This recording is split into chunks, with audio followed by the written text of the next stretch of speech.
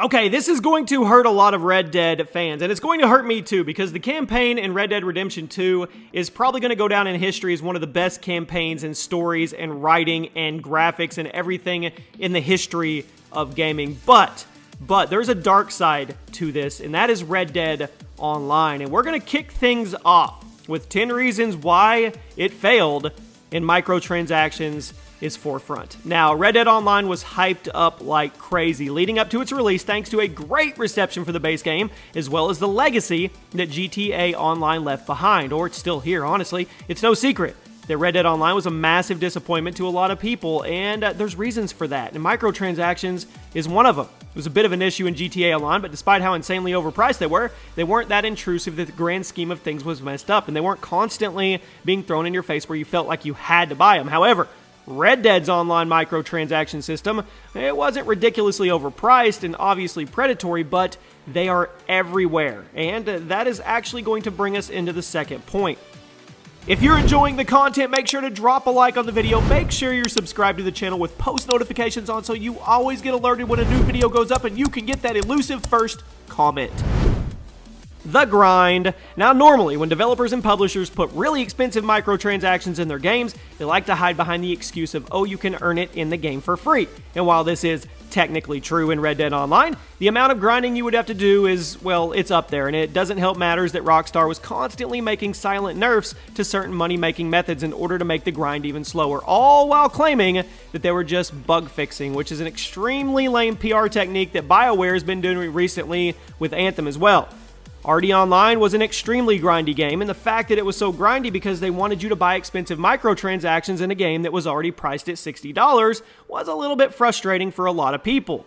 Now, some people would say it came too late. Red Dead Online took a little while to actually go live, and the base game of Red Dead Redemption 2 launched in October of last year, but the online portion didn't come for another month. That may not sound like a whole lot of time, but in the modern gaming world, that's a long time for a game to sit there on its own with no new content, especially a single-player game like Red Dead. And trust me, it's a single-player game that can hold its own against most other games, but there comes a point where the content runs dry. People can only roam around the world and replay the campaign so many times before they get burned down and move on to something else. Then, when Red Dead Online finally did launch, it was disappointing. Much of the initial user base had already moved on to a new game, or they had already heard from someone else that the online portion wasn't worth playing. If Online had launched alongside the base game, it would have had much better numbers, and while I don't think this alone would have saved the game, I think it definitely would have slowed down the bleeding a little bit since the initial launch numbers would have been higher than they were, and it arguably would have lit a fire under ROCKSTAR much quicker since the player count drop-off would have been more dramatic, and they would have felt more obligated to respond and fix it.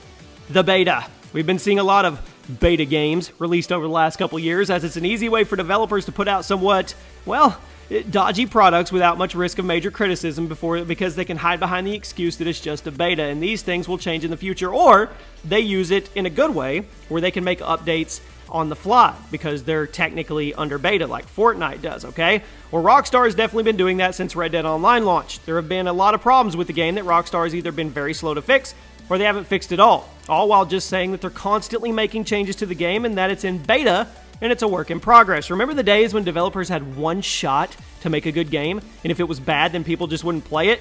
Well, the modern gaming ecosystem makes it way too easy for devs and publishers to do stuff like this, but then at the same time, if we're going to keep playing it, whose fault is it really? A lack of focus from ROCKSTAR. Now, ROCKSTAR stated before launch that Red Dead Online would not kill support for GTA Online and that they would continue to support and expand upon both games. However, I think this has actually ended up kind of being detrimental to Red Dead Online as a whole. RD Online launched with a lot of problems. It's pretty much a ghost town now, but GTA 5, well, guess what? It's still thriving, and it's still one of the top 10 most played games on Steam, boasting average player counts of around 60,000. That's just on Steam. This game's 6 years old. So what went wrong? Well, honestly, I think it has to do with the fact that ROCKSTAR committed to supporting these two massive multiplayer experiences at the same time, and it led to the newer one feeling pretty bare bones compared to the one that's been built up over the last 4 to 5 years. I'm not saying that they should have dropped support for GTA Online or that they shouldn't have made Red Dead Online. What I am saying is that maybe they should have assessed the workload a little more before Red Dead's launch. This month's giveaway is for a brand new PlayStation 4 console. All you have to do to enter is like the video, make sure you're subscribed to the channel, turn on those notifications, and tweet me why you want to win it with your Twitter handle included. No PC. I think people kind of underestimate just how much of an impact the PC has on the lifespan of a Rockstar game. Like I said before, GTA 5 is still one of the most played games on Steam with very impressive player counts, and much of that is thanks to the modding community, something that simply doesn't exist on consoles.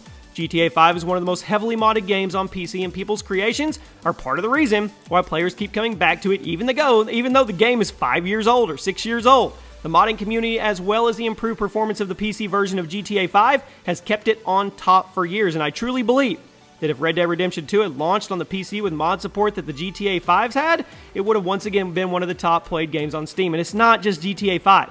Pretty much any Rockstar game on the PC has had a great modding community. Even older games like GTA 4, Vice City, and San Andreas still get a few hundred people playing every day. Rockstar games are ripe for modding, but since the publishers foolishly decided against putting Red Dead 2 on PC, they ended up alienating a huge portion of their installed user base. You can make any game fun with mods. Not as good as the original. Whoa, hold on, Jimmy. Hold on, this is a bit of a subjective opinion, but let's go over it. I don't think Red Dead Online is much of an improvement over the multiplayer offerings of the original Red Dead Redemption. Now, the first Red Dead had a very basic but fun multiplayer component that held a lot of people over until the release of GTA 5, and despite being very simple, it was still complete enough for you not to get bored. There were no microtransactions, no grind walls, nothing like that. It was just a simple, innocent online mode for the first Red Dead Redemption. And despite Red Dead Online technically having more stuff in it and technically being more advanced, it just really isn't that much fun, and it's not replayable. It's not. The overcomplication of Red Dead Online and the reliance on microtransactions and grind walls has pushed people away. And those are the things that the first game didn't have.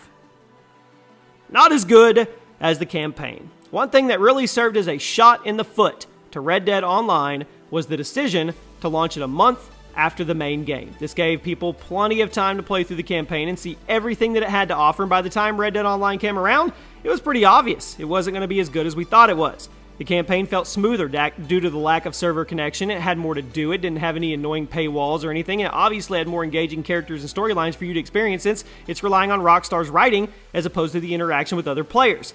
Red Dead Online, well, simply isn't as good as the base game of RDR2, and that was a huge hit for the online portion of the game.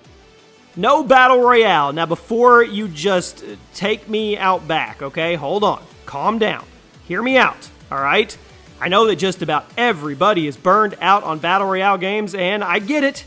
I think it's time for the gaming industry to find a new trend. But if you remember back to the initial hype train for Red Dead Redemption 2, there was a lot of talk around the potential for a true Wild West BR. I'm talking a true one, okay? People wanted to see what Rockstar could do with the BR concept because of all the established gaming franchises. Red Dead was one of the few that people actually wanted a Battle Royale mode for. Adding a real BR to Red Dead Online was an easy slam dunk, but for whatever reason, they didn't. Now, I think they added some kind of, I don't remember what it was, you could throw axes or something like that, or I don't remember, but it wasn't a true BR. I'm obviously not saying add BR and it'll save Red Dead, but it would have brought some people in. And at number one today, no crossplay. Crossplay really is the future of gaming, and people were hoping a company as big as Rockstar would make that happen, especially in a game like Red Dead Online that's all about shared experiences and interacting with other gamers on the map.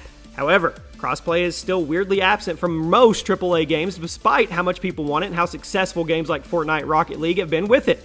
It wouldn't have been enough on its own to keep Red Dead Online from falling down, but it would have been one extra reason for people to keep playing, and it would keep the player counts at least a little bit higher because it would just be one number instead of two split numbers on the different platforms. And honestly, I don't know what's taking the mainstream gaming world so long to adopt crossplay as a standard. Fortnite has been doing it for a year now, and Rocket League has been doing it ever since it came out. Everybody wants crossplay. I don't understand what the holdup is, but it's usually tied to money. And there you have it. Those are 10 reasons why Red Dead Online failed. Following the insane success of GTA Online and the hype train leading up to the launch of Red Dead Redemption 2, people were stoked to see what Rockstar had up their sleeve, but we ended up getting, well, we got something underwhelming. For lack of a better term, a failure. I'm not saying you're not allowed to enjoy Red Dead Online, but I think even the most passionate fans will agree. There was a lot more that could have been done here, and it is nowhere near the quality we got with GTA Online. But you guys let me know, do you agree or disagree? I'll see you soon.